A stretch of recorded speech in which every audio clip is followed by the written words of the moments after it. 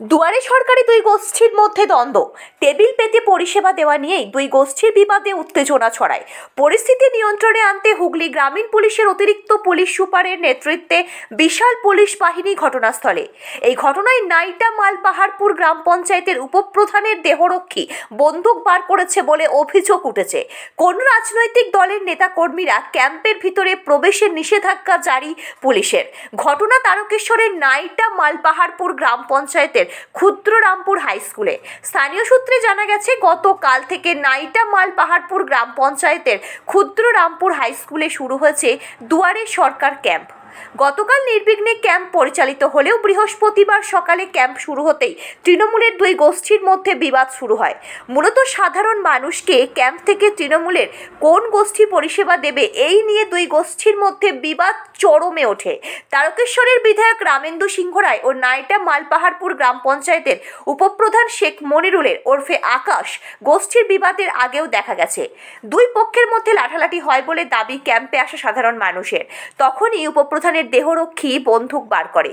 দুয়ারে সরকারের ক্যাম্পে গন্ডগোল হচ্ছে খবর পেয়ে ঘটনাস্থলে আসেন অতিরিক্ত পুলিশ সুপার, সিআই তারকেশ্বর ও বিশাল পুলিশ বাহিনী। হুগলি গ্রামীণ পুলিশের অতিরিক্ত পুলিশ সুপার কৃষাণু রায় জানান, একটা ঝামেলা হয়েছিল নিজেদের মধ্যে, পরিস্থিতি নিয়ন্ত্রণে আনা হয়েছে। তবে ক্যাম্পের মধ্যে রাজনৈতিক কোনো নেতা কর্মীকে প্রবেশে নিষেধাজ্ঞা জারি করা হয়েছে। পুলিশ মোতায়েনের পর আবার দুয়ারে সরকার ক্যাম্প শুরু হয়।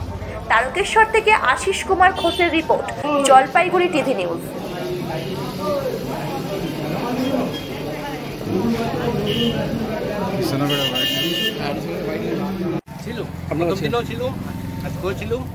কি দেখলেন? দুপক্ষই এসেছি, ওরাও পাশে টেবিল পেরেছে, পাশে টেবিল ফেবিল সব ফেলে দিল, ফেলে দিয়ে তোকরমুকর হয়।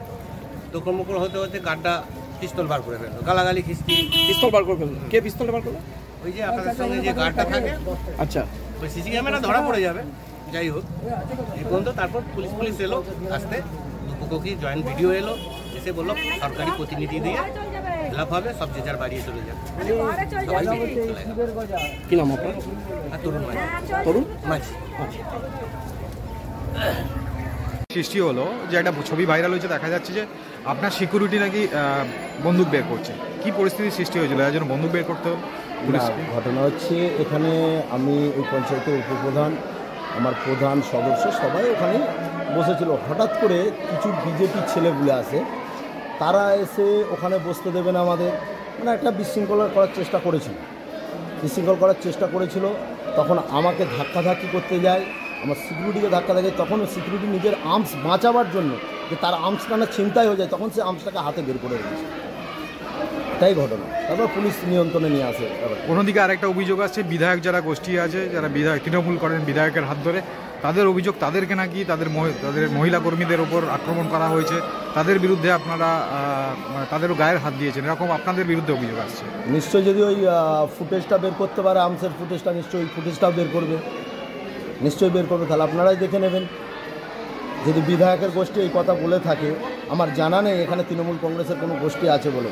বিজেপির কোনো কিছু ছেলে, যেমন আমি নাম বলে দিচ্ছি, বিরাজ বন্দ্যোপাধ্যায় 2023 সালে যখন এখানে গোবরহাড়াতে যখন শুভেন্দু অধিকারী এসেছিল, স্টেজ পরিচালনা করছিল, তাহলে সেই লেভেলে বিজেপির নেতা, তবে সে স্টেজ পরিচালনা করছিল, সে ঝামেলাটা করেছে।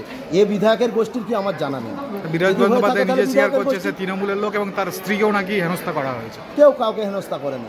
যদি সে বিজেপির সেই লিডার যদি বিধায়কের গোষ্ঠীর লোক হয়, তাহলে বিধায়কের গোষ্ঠী, আমার জানা নেই, সেটা বিধায়ক ভালো বলতে পারবেন, আমার জানা নেই। আমার মমতা বন্দ্যোপাধ্যায়ের দুয়ারে সরকার চলছে মানুষের উন্নয়নের জন্য, মানুষের কাজের জন্য, তাতে আমাদেরকে যে কোনো মূল্যে মানুষকে পরিষেবা দিতে হবে, সেই কাজ আমরা করে যাচ্ছি। নামটা বলুন। শেখ মনিরুল, উপপ্রধান, নাইটা মালপাহাড়পুর গ্রাম পঞ্চায়েত। আপনার যে সিকিউরিটি আছে উনি কি রাজ্য সরকারের? হ্যাঁ, রাজ্য সরকার। কতদিন আগে আপনাকে সিকিউরিটি দেওয়া হয়েছে? আমাকে দেওয়া হয়েছে আজ কম বেশি 1 বছর প্লাস হয়ে গেল। আপনি কি কোনো আবেদন করে পেয়েছিলেন নাকি? না, যখন আমার একজন সহকর্মী আমার পঞ্চায়েতের সঞ্চালককে আচমকা ওই বিজেপির ছেলেরাই হামলা করে তাকে প্রাণে মেরে দেওয়ার চেষ্টা করা হয়েছিল, আমাকেও মেরে দেওয়ার চেষ্টা করা হয়েছিল। তার 52খানা সেলাই হয়েছে, সে কোনো রকম নসিবের থেকে তাকে উপরওয়ালা বাঁচিয়ে দিয়েছে, সে বেঁচে আছে। তারপরেই আপনি আবেদন করেন? হ্যাঁ, তারপরেই। ঘটনা ঘটেছিল, কি দেখলেন? আমি তো লাইনে ছিলাম। হ্যাঁ, কি শুনলেন? কি এদিকে দেখলেন? একটা ঝামেলা চালামিলি চলছে, এইটুকুই শুনেছি, তাছাড়া আর অন্য কিছু না। ঝামেলা একটা চলছিল মানে দুটো দলের মধ্যে গন্ডগোল দুটো দলের মধ্যেই হচ্ছিল ওটা। দুটো দলের মধ্যে কি একই দলের লোক দুটো আর কি এরকম ভাবে একটা চলছিল, যেটা শুনতে পেতে বন্দুক টন্দুক ছিল? বুঝছিল তো কি মারপিট হচ্ছিল করতে লেগে মারপিট লেগে গেছে এরকম, তখন তো লাইনে পড়ে না, ওই জন্য পুলিশ এসেছে। বন্দুক টন্দুক ছিল শুনেছিলাম। পুলিশ হয়ে গেল বোধহয় 40-50 মিনিট হয়ে গেল। বন্দুক ছিল? না না ওসব কিছু না। হ্যাঁ ওরকম কিছু হচ্ছে যে নিজেদের মধ্যেই হচ্ছে। আপনার নাম?